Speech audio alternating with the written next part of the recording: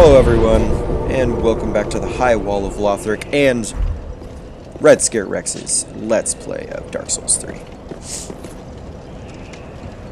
Alright, this episode is hopefully going to be a lot more useful as a guide, so if you're looking for some strategies for this early area, this is definitely a good video to start with. This is a much more chill area than before.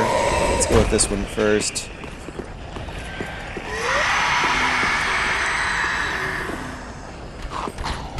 Alright, so I'm actually wondering if he actually summons the guy on the left and that's where the trap comes from.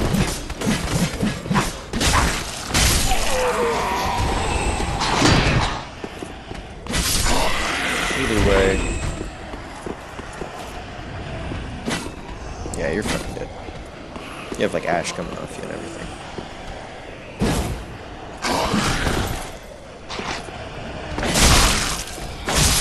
Chop it, chop. Slice and dice. Cut him up, cut him up, cut him up! I could go on. I could go on. Ooh, couldn't get the backstab in time.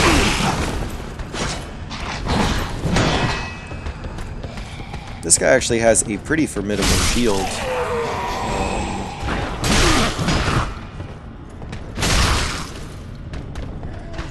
You can see he's actually finally trying to parry at this point. Parrying in this game is a lot harder, in my opinion, than in previous games. There's a slight delay on the animation at the beginning, and it's a lot harder to just walk up to somebody and parry their first attack. Maybe a second or third attack, it's easier. The attacks become more predictable, but in general, it's pretty difficult now. They want you to use some of your other skills, I'm assuming. Literally, your other skills, your other weapon skills. With the spear. Alright, you can see here I am not switching back to my shield. I might end up regretting that.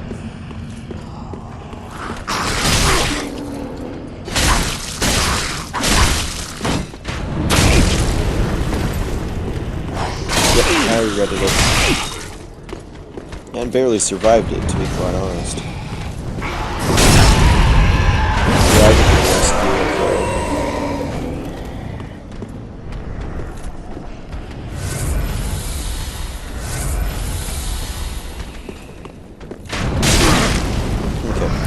Even if you think you can jump on him, always have your shield up.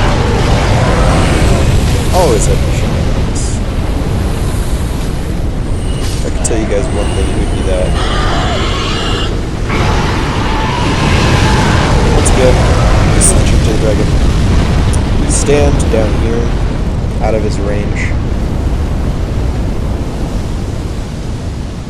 And then once you see him make a move that is anything other than roaring and breathing fire down on you, go for it. He's posing. He's doing a little stretch. Got the club. And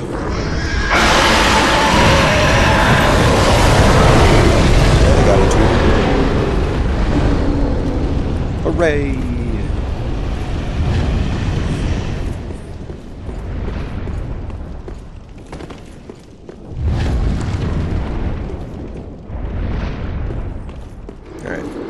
I can already feel you guys eyeing that chest, but could this be a treasure? No. Pay attention to that chain. And then right here, I'm trying to pay attention for the second indication.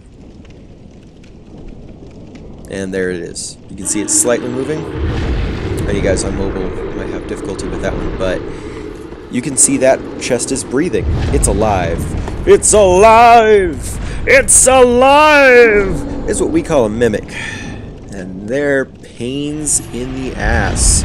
Even if you know they're coming, they're a pain in the ass. So maybe start with a really high powerful attack, not a firebomb. Charged attacks are much more effective and do a lot more stagger damage as well, poise damage. Okay, there's two indications of a mimic. Mind you, they're a difficult enemy. They have some good HP. They have an interesting moveset, and their grab is deadly, as you guys will soon see. And that kick hurts too. pretty much any of their moves will hurt. They have two indications. The chain, if it's in a U shape facing back towards the chest, it's normal chest. If it's in a J shape, if it's facing U at the end, that's a mimic. That's not chained to anything. And it's gonna fucking kill you. It's gonna eat you. Quite literally, eat your ass. Alright. Well, you can see firebombs aren't as effective as they used to be. At least on these guys. And I actually ran out of firebombs, so that's a drag. Yeah. Mimics are a pain in the ass. Huge, huge pain in the ass. But the other indication is that they breathe. Mimics are living creatures. They're a very strange adaptation, but they're still living, and they need to breathe just like anything else, and you can actually see their teeth sometimes. So just keep that in mind going forward. If you can't see the chain for whatever reason, which is always the dead giveaway, just pay attention. Just wait a little bit, be a little patient, and if it's a mimic, look at the lid of the chest, and it will breathe after a long time, after a while. It's usually pretty noticeable. Sometimes you can't see the chains, though. It was a lot harder in Dark Souls 2 because there was a wider variety of chests, especially ones that were traps. So not as easy in that game, but pretty manageable in this one. You don't have to go down this ladder. You can actually drop down on those two platforms, but the ladder is required for going up, so you might as well use it for going down, and it's just a safer way. There's spots in Dark Souls, in Bloodborne, where they tease you, like, you don't have to use the ladder, and it's just a bad use the ladder.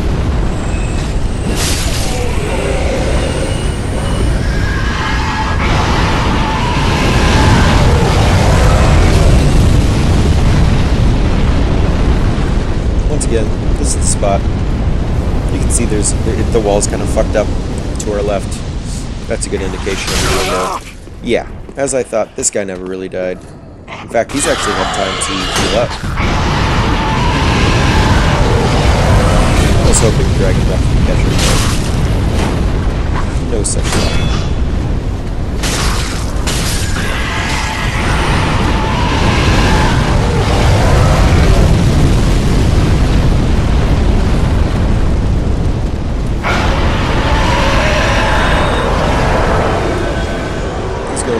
This is a riskier way to do it, especially since I fought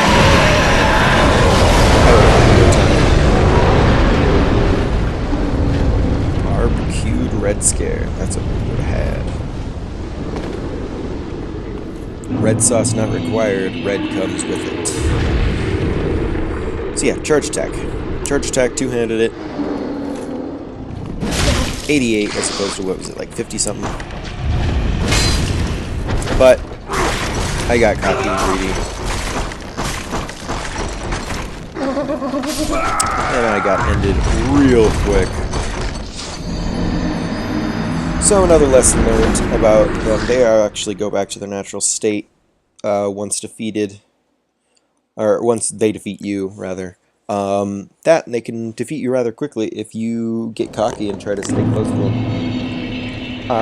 With that in mind, I would definitely recommend either a distance move or a spear of some kind, something to keep you far away from that chest as possible. As far as possible, for sure.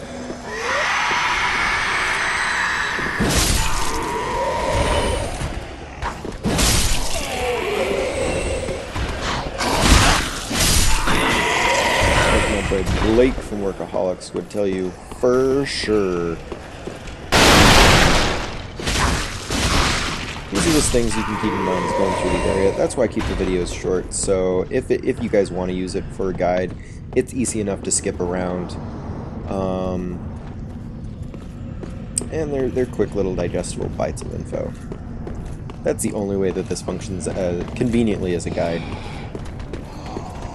It's still not the intended purpose of this, mainly more, but as I haven't really been reading lately, writing descriptions, I've just been talking about the game mechanics and the general lore of the game. Let's say let's say I am.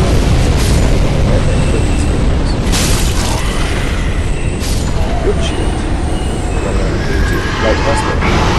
Oh, it's very effective against magic. Because it can choose the thing out of. Light crossbow.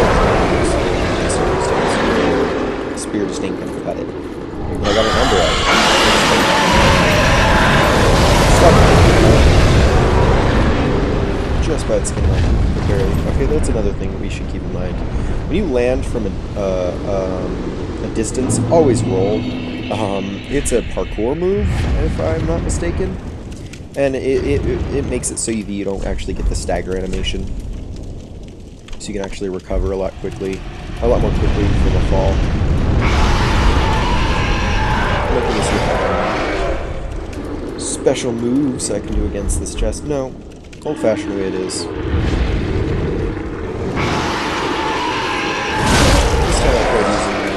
Special move, and I don't think it did too much more damage. Since he didn't even have a shield.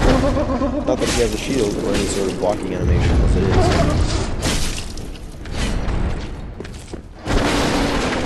Oh, I feel like I neglect you guys who are new to this whole game and never played it in any way.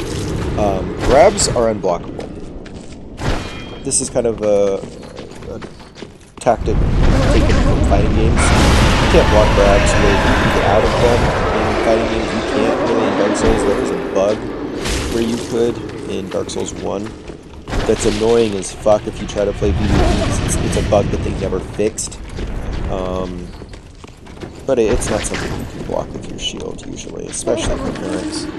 I don't know why mimics look the way they do, or why they act the way they do. They're definitely beings of avarice. And in Dark Souls 1, it was one of the rarest drops in the game. If not the rarest. Definitely one of the rarest. Probably. Now that I think about it, the trident drop from the Ridge Trailers is probably the rarest. But he drops an axe when you kill him, and I totally fuck up reading it, so I'm just going to read it to you. Looking ahead at the description of the axe, it's easily wielded and crafted for battle, inflicting standard damage, although this one deals dark damage as well. Its weight can be used to inflict high damage, but must be used carefully as it leaves its wielder open to retaliation. And the War Cry skill temporarily boosts attack, but it's really a temporary boost at best, guys. Don't you overuse it. At this point, I realize that I'm running out of time, so I quickly look at the stats just to show you that. If you want to pause. But at this point, I'm going to have to say goodbye. I will see you guys in the next episode. We are getting close to the boss. I am going to love this weapon, and I will see you guys next time. Do the thing. I'm just kidding, you guys. I'm not going to leave you guys on such a unclimactic note. We just picked up a new axe. Let's go fucking try it. I don't know about you guys, but I'm excited. I am assuming I'm clearing this area at this point. In fact, I've skipped ahead a little bit, so I know I'm clearing this area. Spoilers. This is a little bit later, as you guys can probably tell. I've gotten very used to this axe. I like how it works quite a lot. I generally like axes in Dark Souls games. One with belt effects. I'm a Faith character, and the occult stat scaled with Faith, and the dark stat in Dark Souls 2 scaled with intelligence, but primarily Faith in most circumstances, as far as I could tell. Dark Souls 2, as I don't know if I've told you guys yet, or if I've gone over this. Dark Souls 2 was a hexer. I went with a hexer build, so it was my stats were split between health, vitality, endurance, intelligence, faith, strength, and attunement. So they were all over the place, guys, but it still turned out to be a pretty good character. Mainly because I made a fucking kick-ass sword. So that's what I just did now. That's a tactic you might want to get in the habit of doing. You just send the elevator back up after you're done. I took the opportunity to look down into the elevator shaft, but it just ensures that if you do die and you have to run back, especially if it's, you know, halfway to a boss, you don't have to deal with it again. You don't have to wait for it to come back. It's waiting for you. So, yeah, that's always a good idea, just to get in the habit of.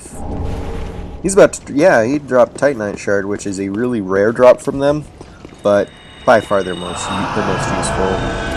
Titanite Shard's good shit. It's good shit. I think I got one earlier in the starting area, but now I should have two, which should allow me to upgrade a weapon or two.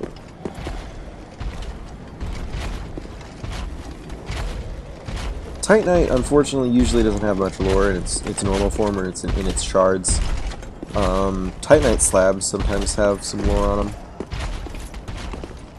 but Titanite's just what you use to sharpen your weapons.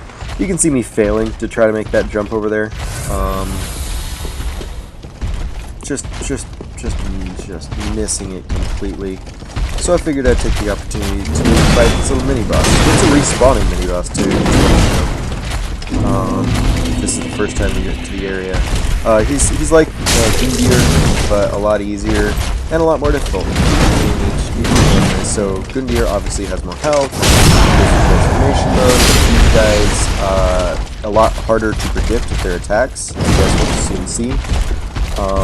Backstabs are really effective against him and pretty easy to get, but he has this almost miracle move, I'm assuming, because he's a knight, that can do pretty sizable chunk of damage.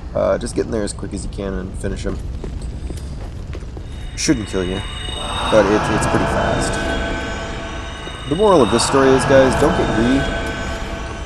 Don't go rushing in just to get your souls in an area. Whenever you're greedy like that, whenever you're trying to just get souls, you might get your souls, but you're not going to make it out. And you're going to be pretty much in the same spot as you were before. So, just take your time, fight the enemies. If you get an opportunity to pick up your souls, by all means, but that's not your primary objective. Your primary objective is to kill the enemies guarding your souls. A hunter must hunt, as they say in Yharnam. Yharnam and this place have a lot of things in common, especially with the setting and the presentation. I think the presentation in this game is the best that we've seen from a Souls game. It just looks beautiful, it flows beautifully.